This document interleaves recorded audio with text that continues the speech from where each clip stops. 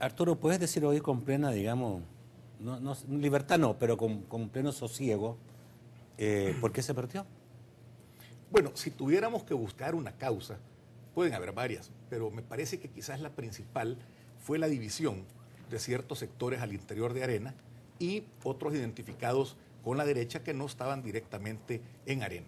A mí me parece que esto lo puso muy claro el columnista Marvin Galeas hace poco, en el diario de hoy, cuando dijo así esas palabras: Arena se estaba siendo disputada por varios grupos y definitivamente pues cuando hay una división lo más probable es que las cosas no salgan bien. Hay un sector que ha sido más progresista, que lo encabezó en su momento Rodrigo Ávila, con la valentía de tener la apertura hacia un gobierno ciudadano donde se iban a hacer ciertos sacrificios de tipo fiscal, de tipo institucional, que son muy necesarios, y otro sector que quiso creer que las cosas iban a seguir como siempre y le falló. Pero yo me siento muy satisfecho porque logramos llevar nuestro mensaje a lo largo y ancho del país. Nos conoce, gracias a Dios y gracias a los medios de información, muchísima gente que se ha identificado pues con nuestro proyecto. Te vuelvo a repetir, de un margen de 20 puntos, terminar con 2,5 puntos, sin ningún fraude, sin ningún arrebato. Y el hecho de que el pueblo salvadoreño de una forma pacífica aceptó los resultados. No nos olvidemos que en la votación de todos los que podíamos votar, 1/3 votaron por el presidente Funes, casi 1/3 por nosotros y 1/3 no fue a votar.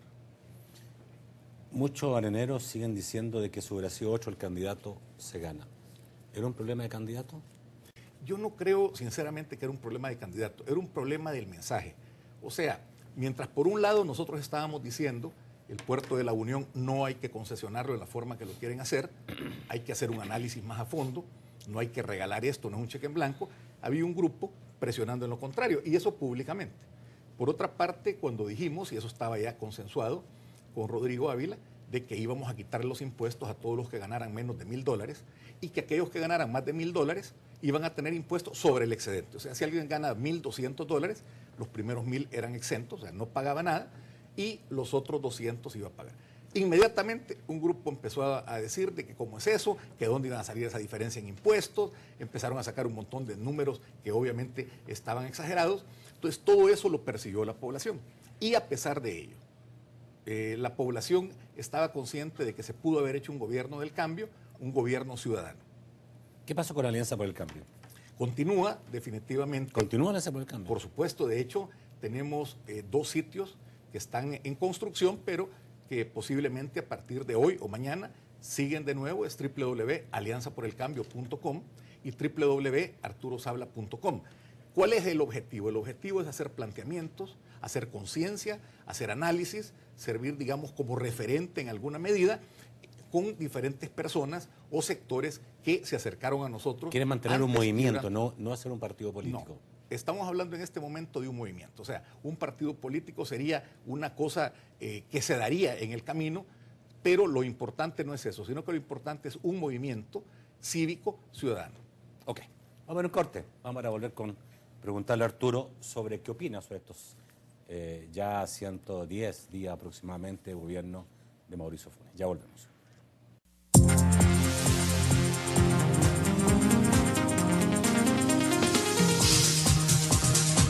La pregunta quedó hecha. ¿Qué piensa Arturo Sabla de estos 110 días del gobierno de Mauricio Funes?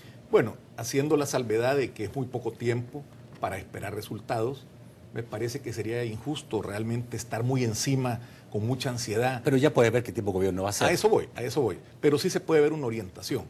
Por ejemplo, en el tema de la transparencia, a mí me parece que es tiempo de que se tuviera mayor información y lo que se ha visto es más cerrazón.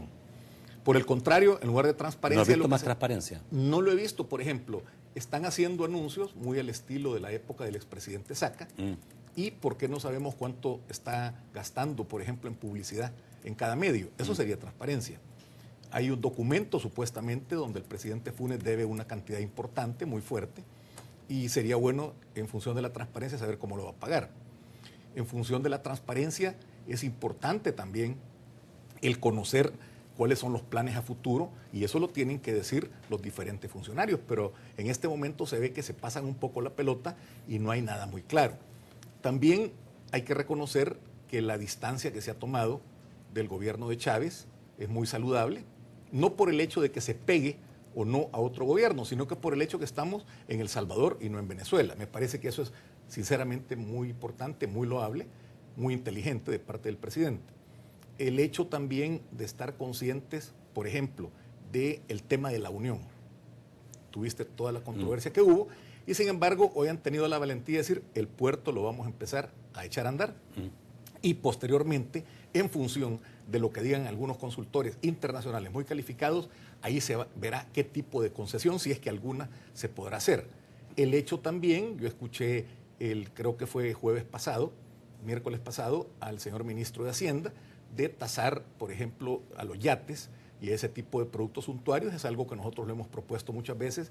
Tú lo has leído acá como propuestas nuestras, y no digo que sean exclusivas nuestras, pero me parece de que sería un error de parte de nosotros, en Alianza por el Cambio, venir a criticar lo que nosotros mismos hemos propuesto.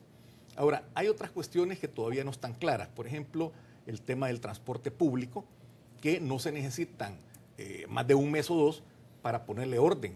Y tú ves que cada vez, siempre, están violando las leyes de tránsito, pasándose los semáforos en rojo. Hay una cantidad considerable de muertos diarios por el problema del tráfico. Yo creo que eso se puede resolver en cuestión de días. Es cuestión de poner policías y aplicar la ley, sea quien sea. Y ya siendo más integral, pues todavía no hay una solución muy clara. Estoy hablando del plan de la solución para el transporte público en términos de seguridad, de orden, de limpieza, de comodidad, de rapidez y de economía. Se está hablando, por un lado, que el Metrobús lo están dejando prácticamente en el congelador y se brincaron de una sola vez a ir a buscar 5,000 buses a Brasil. ¿El sector transporte estará de acuerdo o querrá alguna solución alternativa? ¿Por qué buses de Brasil? ¿Por qué no hacer algo que nosotros intentamos, lo digo con toda modestia, cuando ese servidor trabajaba como ministro de Economía hace algunos años, que era a través de un crédito del Banco Centroamericano, donde los transportistas escogían las unidades de qué marca y de qué país? En este caso pueden escoger, por ejemplo, de Brasil, de Argentina, de México, de la República de China, y no venir a decir de una sola vez. Entonces se brincaron todo un proceso de una planificación integral que pudiera incluir, y debería de incluir a mi juicio, el Metrobús, para venir a decir, bueno, aquí están, son 800 millones de dólares, que es una carga bastante grande para el sector transporte, y la pregunta, además, ¿cómo se va a pagar? Por otra parte, estamos ya entrando a la etapa de los biocombustibles. ¿Estos buses van a ser con biocombustible o van a ser tradicionales con diésel? Porque estaríamos retrocediendo, sobre todo en un esquema que puede durar 10, 15, 20 años. Ahí hay unos ejemplos. El tema de los uniformes y el tema de haber descartado Educo me parece que ha sido muy lamentable. Por ejemplo, en los uniformes pues han convertido o van a convertir cada escuela en un centro de depósito de telas y de supervisión de venta de ropa. Entonces me parece a mí que no es la función, y además hay otras prioridades más importantes que esa, y lo estoy diciendo con todo el sentido de hacer una crítica constructiva. Si, como se intentó esta licitación, se cerró prácticamente para empresas locales, y si se llegara a demostrar que esa tela está costando 2 o 3 veces más que si hubiera habido una franca competencia, me parece a mí que es una transferencia de recursos del gobierno a 3 o 4 empresas, que es absolutamente contradictorio con lo que el señor ministro. Eso todavía no Por eso está decía, claro. si se lograra demostrar. Pero hay un síntoma que va para esa dirección. Exigían un techo industrial tan grande que era imposible que un distribuidor o otro productor centroamericano lo tuviera. Yo entiendo y siempre se invoca el tema de la generación de empleo, pero hay que ver a qué costo. O sea, si a ti te va a costar $2 más el metro, y eso significa 13 millones de dólares, y vas a pagar en salarios adicionales 1 millón, estás haciendo una transferencia de 12 millones de dólares a 3 o 4 empresas. Entonces va totalmente contradictorio. Eso significa que educación no se coordinó con economía, no se coordinó con Hacienda, y por supuesto tampoco con la Secretaría Técnica. Entonces están haciendo un parche ahí de una especie, entre comillas, de protección hasta cierto punto de la industria, hasta cierto punto. Pero ¿qué va a pasar en el futuro? ¿Va a ser la misma protección para los farmacéuticos, para los productores de pupitres, para los que venden pintura? ¿O es una cuestión que se les salió un poco por quererlo hacer a la carrera? Yo ese tipo de cosas la veo como sin una planificación lo suficientemente desarrollada. Volviendo brevemente al tema de los autobuses. ¿Dónde está el comité de energía que han estado hablando?